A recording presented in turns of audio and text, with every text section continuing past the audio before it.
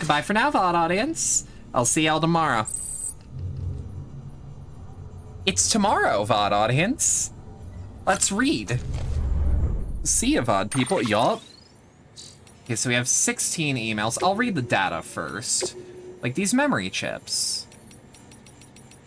Pottery. Pottery is made from digging clay from the ground, hardening it at high temperature. But while the resulting material may be hard, it's also fragile and will break down at the slightest drop or knock. Charles Darwin was the grandson of the founder of England's greatest pottery dynasty, the Wedgwoods, and his uncle, Josiah Edgewood II, who insisted that his nephew join the HMS Beagle on its legendary voyage in order to further his scientific investigations. Had that not had happened, the theory of evolution may have never come into being. History's full of such fragile connections, a thought worth bearing in mind when carrying out the delicate task of delivering pottery. Okay, we've got unidentified things. Mingwu. It was a variation of the heavily armored frame arms mechanoid known as the Genbu. Project Resphere was originally conceived as a means of creating a bright new future for mankind, but it was sadly never able to achieve its noble goal. The AI of a lunar plant went haywire and launched an odd assault against humanity, whose only hope was to adapt the frame architecture robot skeleton for combat. Thus was a technology designed to bring peace and prosperity tragically repurposed as a weapon of war. And the reverse trike ride type. Enhanced model of the reverse trike, beloved by porters everywhere. Truly legendary machine that's been given a serious boost in battery power and made impervious to damage. Inspired by Ride with Norman Reedus, the hit TV show, its masterpiece made with love and respect, and is said to have received rave reviews from the show's eponymous host. Ride on this beast is sure to boost your excitement and oxytocin levels to the max. Alright. And interviews. History of the Odradek, from Heartman 2 years ago at Bridges HQ. Does the name Sigmund Freud mean anything to you? He was a famous psychologist, the most famous of them all perhaps, but I digress. Freud formulated one of his most famous theories after observing his grandson playing with a spool of thread. The boy would throw the spool under the bed, thus ensuring that he could not see it anymore. He would then wind the thread in his hand, gradually drawing the spool back towards him until it became visible again. He repeated this process several times. It was apparently a game he played whenever his mother was elsewhere. Freud proposed that the process of concealing and rediscovering the spool was a coping mechanism. A way in which the boy could put his mind at ease. You see, the boy was in control of the spool. He could make it disappear and reappear at will. This helped him to comprehend his mother's absence as something, not as something sudden or irrational, but as something controlled, and therefore not a cause for concern. A novelist named Franz Kafka later coined the term for a spool of thread, Odradek. Yeah, I'm saying that right. However, he conceived it as an object capable of speech and autonomous movement, a mysterious being neither dead nor alive. The Odradeks we use are perhaps not so different. These interfaces through which we can experience our BB's perception of their surroundings were not unlike spools of thread, a connection between our world and the other side, and the living and the dead, human and BB. Owa owa! Owa owa! Thank you, Iris, the blessed voidescent, Bodians, god damn it. A connection between our world and the other side, the living, the dead, human, and BB. BTs come in all shapes and sizes from Hartman about 2 years ago at his lab. Although eyewitness testimony led us to identify several types of BTs, perhaps the most interesting of all are entities which may not be BTs at all. The subject in question bears some resemblance to jellyfish and are visible even to those without dooms.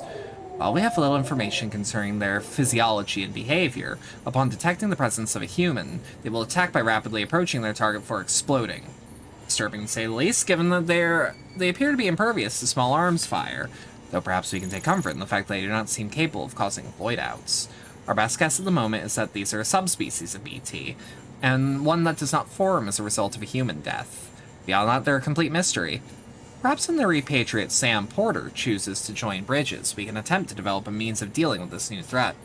In the meantime, however, we can but continue to study and speculate. Near-death experience a year ago from Hartman at his lab. Until relatively recently, death could only be studied from the perspective of an external observer, as the experience of one's own death could not be communicated to another. A collaborative investigation of the phenomena was fundamentally impossible.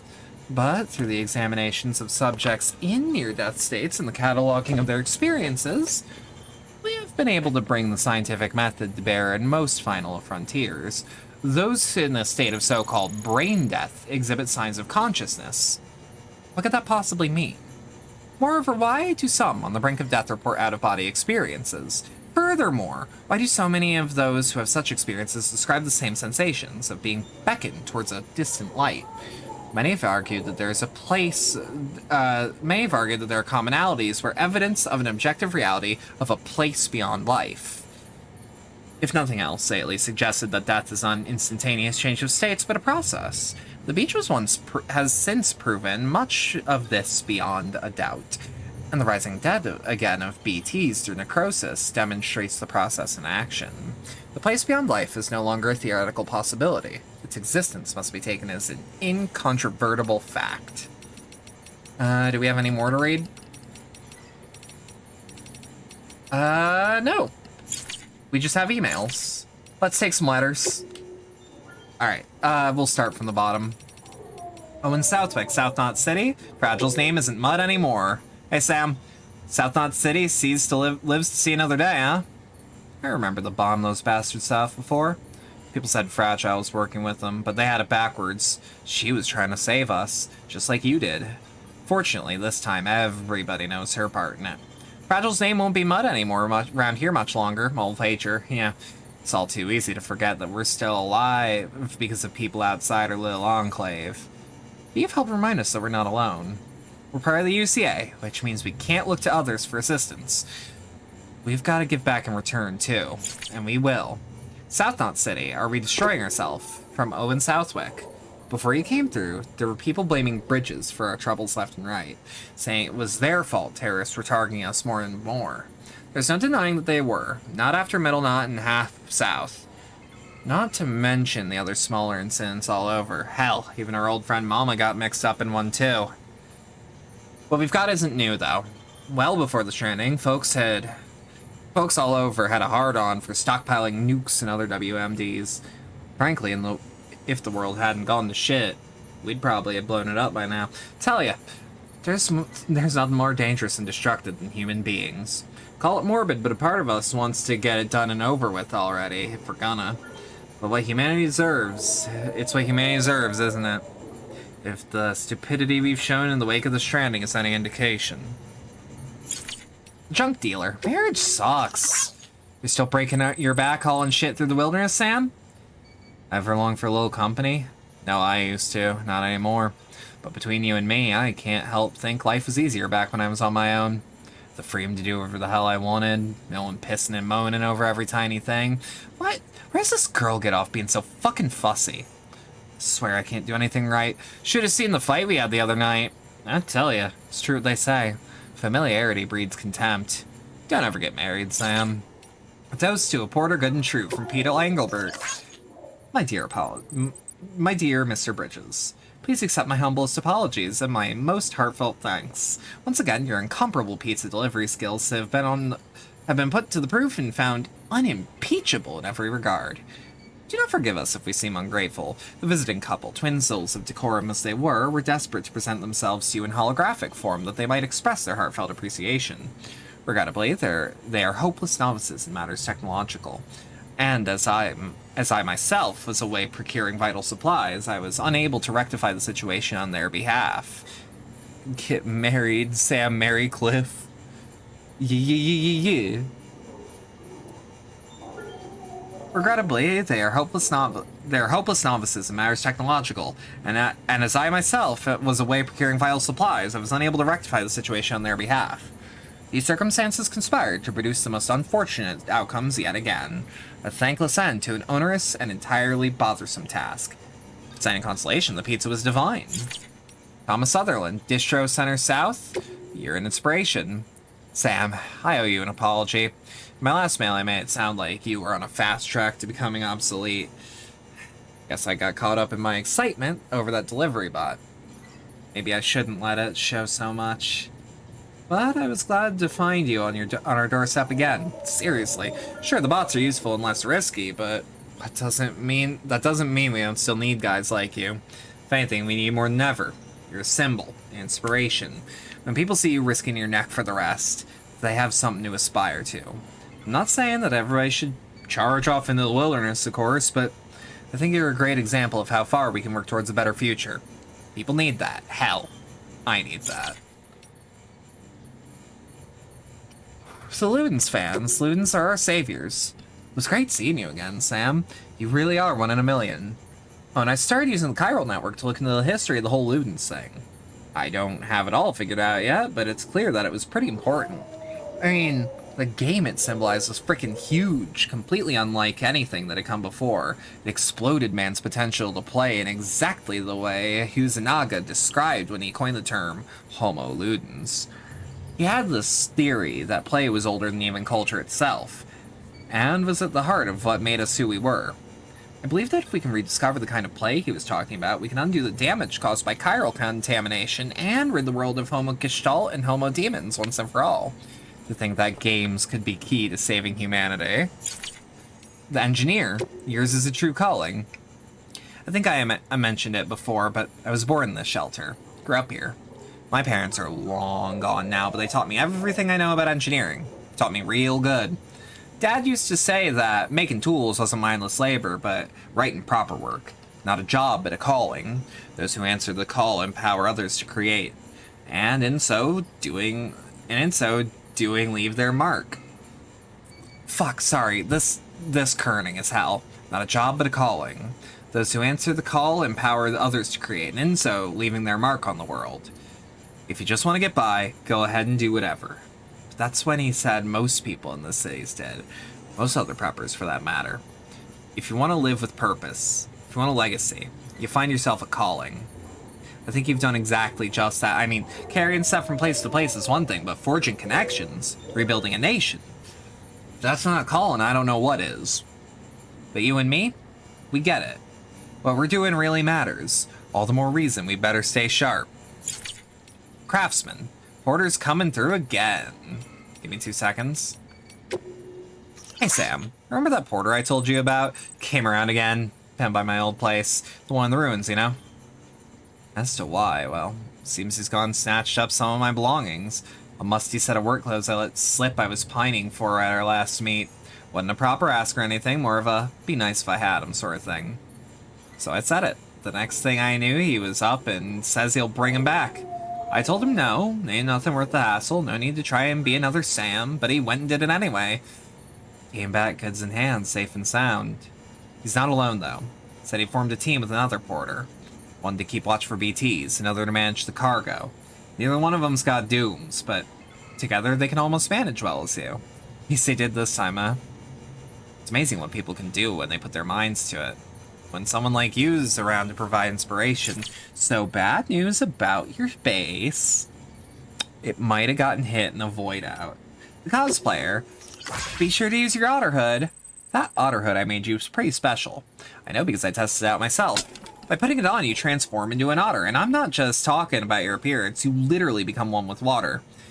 Did you notice that I even put a Bridges logo on it for you? That's proof no one else has done anything like it. So happy I'll be able to support your work. Us humans should thrive to live in harmony with nature. We don't survive for long if we're always fighting against it. We need to go with nature's flow, surrender ourselves to the natural rhythms of the world. That's what I think anyway. That's why I got into cosplay. I want to lose myself in a character, let the character take over.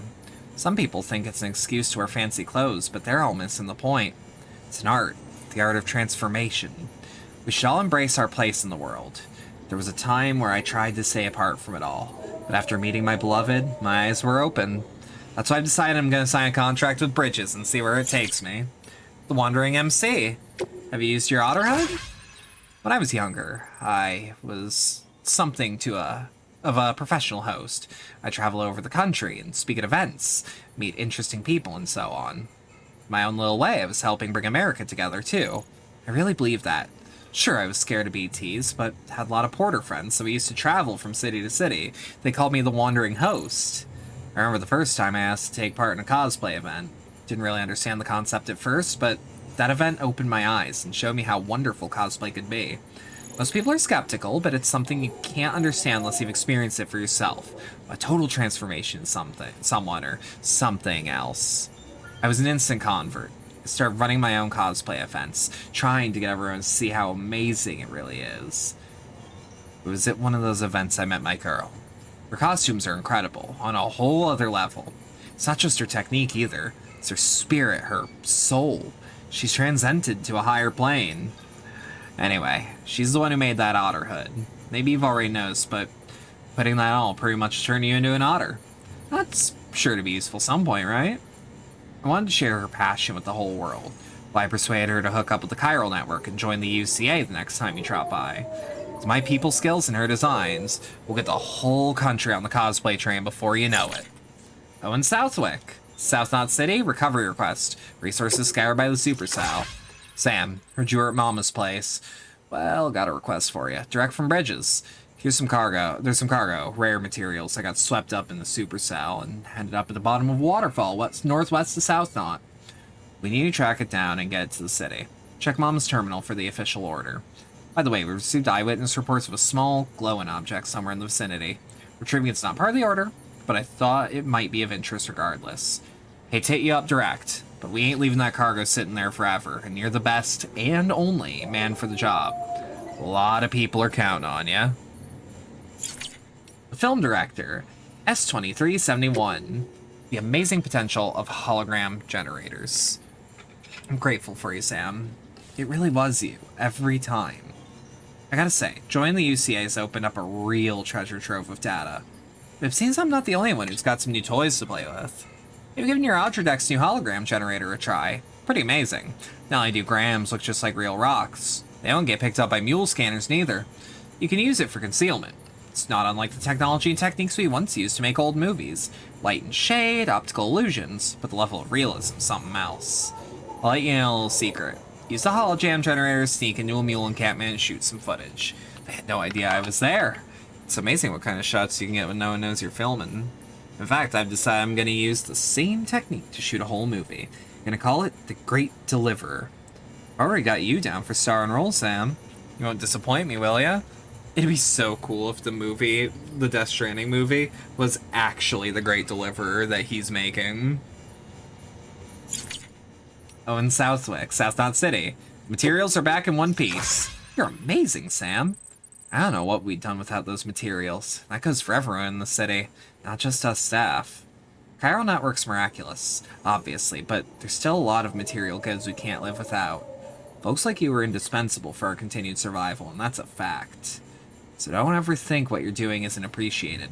We're grateful for everything, Sam. And you can be sure that we'll make good use of all that you brought to build all kinds of new facilities and equipment. Thank you. Philip North, Distro Center, north of Mountain Knot. Thanks for saving our buddy. Sam, you showed up in the nick of time. I was just about to get our guy Langdon. I had just about given up on our guy Langdon, but he's on the mend now, thanks to you. Should be back to work before long. But in the meantime, I'll have to cover for him. Don't worry, he knows that he owes you his life. He'll probably be sending you a message to thank you himself, soon enough. If I'm being honest, though, it was his own damn fault. An old pro like him shouldn't be letting explosives slip by right under his nose. He should know how clever these damn terrorists are getting. Oh, and thank you for connecting us to the Chiral Network. We're getting a lot more data from the outside world now. That alone's giving morale a pretty big boost. And the printer? That's icing on the cake. Can't print everything, though, of course. We'll be relying on you porters for a good while yet. Keep up the good work. Charles Kahn, no way stations an island. To the super honorable Mr. Sam Bridges. It gives me great pleasure to report that the way station patch-up job went off without a hitch. Stuff you brought us was just what we needed. Man. And now we're part of the network, too. No way stations an island. Not anymore. We can talk to HQ over to the East Coast just like they were here in the room. Which is, that's how we heard those rumors about Central were true. Totally wiped out, huh? Damn. And if you hadn't been there, the UCA's planes would have gone down the tubes? Glad that didn't happen. Keep on keeping on. Don't stop till you hit the ocean. Your partner, J. Recovery request, V. I've lost contact with the porter who recovered my chip. I think that's what that is. Yep. Got a lead on the third chip, Sam, but there's a catch. I know you're a busy man. Sam, the man with the important shit to do. Rebuilding America and all that. So I farmed this gig out for a freelancer. A pro, like home. Major league pro. On par with you, maybe. Even better on a good day. The pro went and found it. No fuss. Trouble came after. Afterwards, he got jumped by some pinche cabrons on the way back. I haven't heard from him since.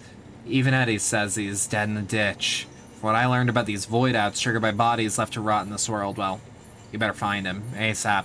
Don't forget to secure my chip while you're at it. Check in the distro center north of Mountain Knot City, and I'll send you the order along with info in the area where he disappeared. Don't me down, Sammy boy. Sam, my man. I'm counting on you. Hell yeah. Yeah, so that's our little epilogue. That's our intermission. Let me see who we can't raid out to, yeah? This was a fun-ass stream, all in all. Like, I've been having a genuine blast with Death Stranding. Always did, but, like, goddamn, you know?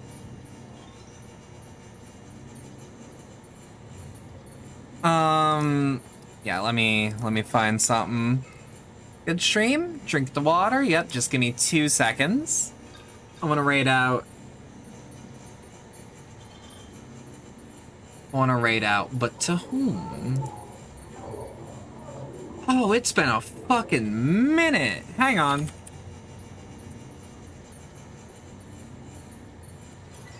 Sorry, I had to make sure I was spelling it right. So, if you stuck around for all that and enjoyed it, genuinely, thanks a lot. I appreciate it. If you'd like to support the channel more directly, there are links below wherever you're watching, things like Stream Elements, Tip Link, the community Discord server, and the Throne wishlist, all right here. I've got nothing else. Tomorrow's schedule is my day off. I'll be doing it to probably take care of a commission.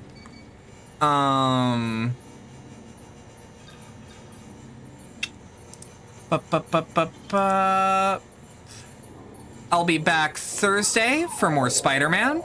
Taking Friday off, then Saturday I'm gonna be playing more of this. And on Sunday, we'll be playing Exit the Gungeon. Have a good rest of your night, everyone. Thank you. Da, da, da, da, da.